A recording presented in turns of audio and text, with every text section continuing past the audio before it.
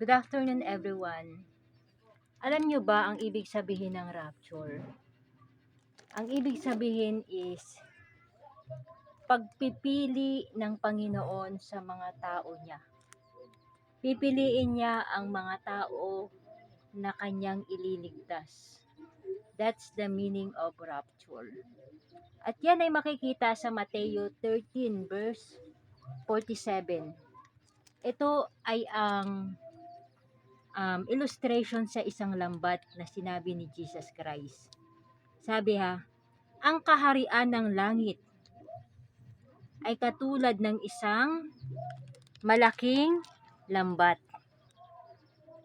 Sabi, ang kaharian ng langit ay katulad din ng isang malaking lambat na inihagis sa lawa at nakahuli ng sari-saring isda. Nang mapuno ang lambat, hinila ito sa pampang. Naupo ang mga tao habang tinitipon nila ang sisidlan, ang mabubuting isda, at itinapon naman ang mga isdang hindi mapakinabangan. Gayon din ang mangyayari sa katapusan ng daigdig. Darating ang anghel ng Diyos, ihihiwalay ang masasama sa matuwid, sabi sa verse 49, at ihahagis ang masasama sa naglalagablab na apoy. Dooy mananangis sila at mangangalit ang kanilang ngipin. Diba? Ang ibig sabihin ng Panginoong Hesukristo, anuman ang ginagawa mo sa kalooban ng Panginoong Hesukristo ngayon, ay hindi masasayang. Dahil darating siya para piliin ang mga matuwid, ang mga naglingkod, ang mga gumawa ng kalooban ng Panginoong Hesus, ang tinanggap ang Panginoong Hesus bilang tagapagligtas ng kanilang buhay. Pinili, sabi dito, matuwid. Ibig sabihin, faithful kay Lord. Alam nyo kapatid, hindi masusukat sa pagsisimba ang faithfulness. Ang faithfulness is the fear of the Lord. Ang pagiging matuwid ay fear of the Lord. Na kahit sa labas ka ng simbahan, kahit saan ka pumunta, ay meron kang takot sa Panginoong Hesukristo na gumawa ng tama sa harap ng Diyos. Yun yung sinasabi ng Diyos na pagiging matuwid. Na mahal mo ang Diyos saan ka man dalhin. Kasi si Lord hindi lang nag-i-stay sa loob ng simbahan. God sees you everywhere. Kahit nasaan ka, andun ang Diyos. Kaya nga ang sabi niya, hindi masasayang ang mga ginagawa niyo. Sabi niya, katulad ng isang lambat. At meron pa siyang hinalang tulad. Katulad ng isang perlas. Ang kaharian ng langit ay katulad din ng isang negosyante na naghahanap ng mamahaling perlas. Nang makita siya ng isang perlas na napakahalaga, umuwi siya. Ipinagbili ang kanyang ari-arian at binili ang perlas na iyon.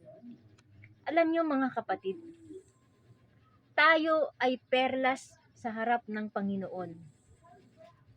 Lahat ng mga taong matuwid ay genuine.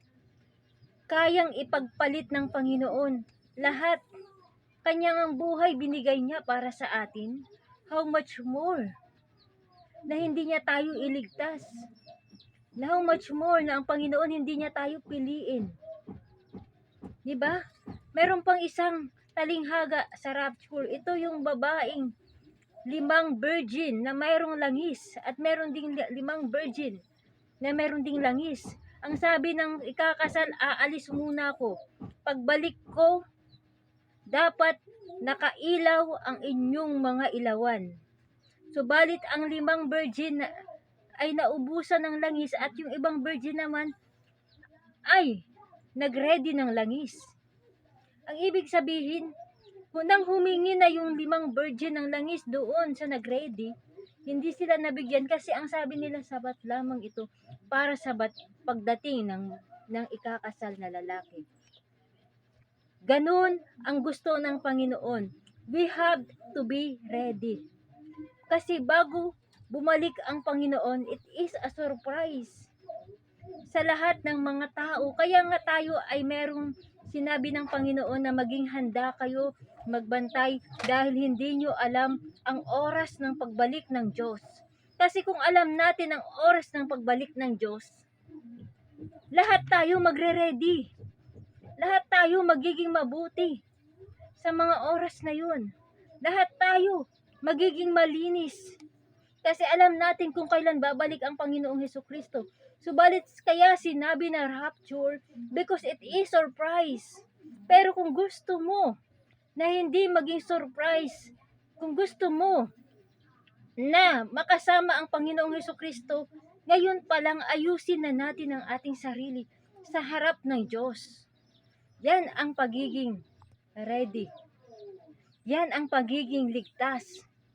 Yan ang pagsunod na totoo sa Diyos, na walang katumbas na kapalit. Ang pagmamahal sa Diyos ay hindi lang dahil may makukuha tayo. Hindi lang may makukuha tayong pera, may makukuha tayong sa Diyos. Ang pagmamahal sa Diyos na kahit anong oras, sa loob, sa labas ng simbahan, sino man ang kausap mo, ang pagmamahal sa Diyos, dala-dala mo sa puso mo ang totoong pagiging matuwid sa harap ng Diyos. Kaya nga merong mga prophets. Kasi mga prophets, they have a communication, intimacy, relationship to God. Kaya nga may disciples because they are intimate in the relationship to God. Kaya nga tayo pinili ng Diyos because God wants us to have intimate relationship to Him.